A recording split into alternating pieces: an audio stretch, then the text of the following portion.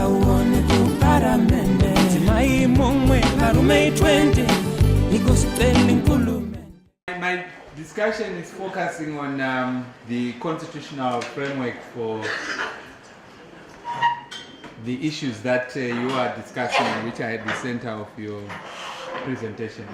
Right, my first point I wish to make before I get into this thing is that we must always make a distinction between two types of laws, or what I will call two types of rules. They are always in every country, everywhere in the world. You will find two sets of rules. The first category is called the paper rules or paper laws.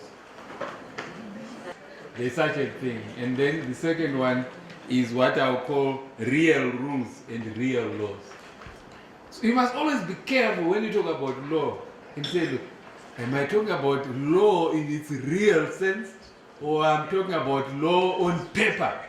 There's such a thing called a paper rule. If something is a rule, it's a paper rule. Yeah. And then there's a rule which is a real rule.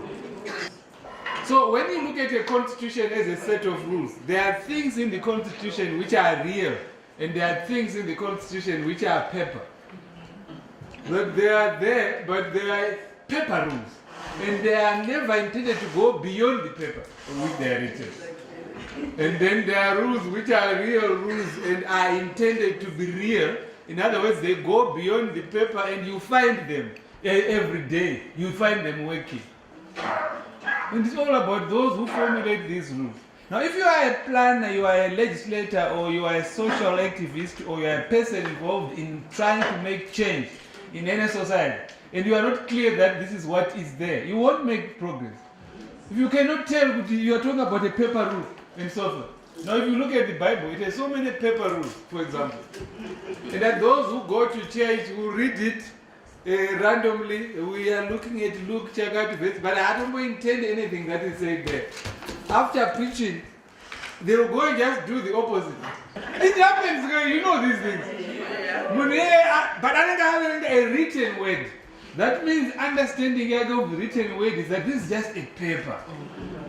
In fact, that perhaps God will not take this thing seriously.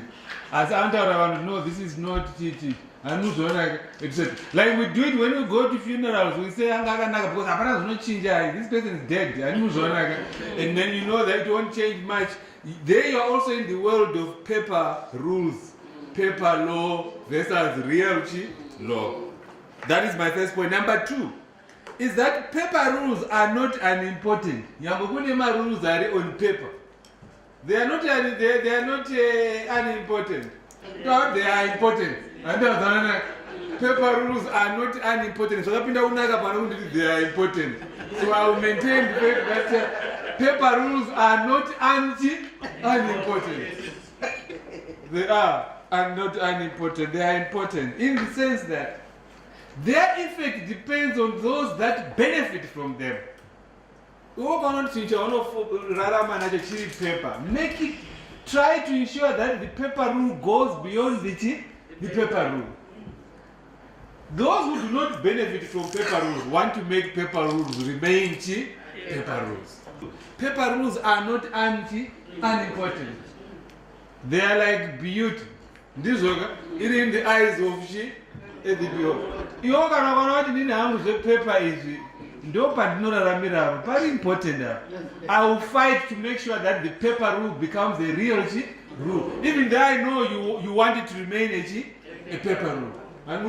That's what happens. Most of our political leaders, they want the things to do with the gender to remain paper rules. Let them remain paper rules. And then they will go all over the world and tell you that our constitution has this provision, has that provision, and so on. They will do that. But their intention is not to go beyond the paper. It's to use the paper for other reasons other than that.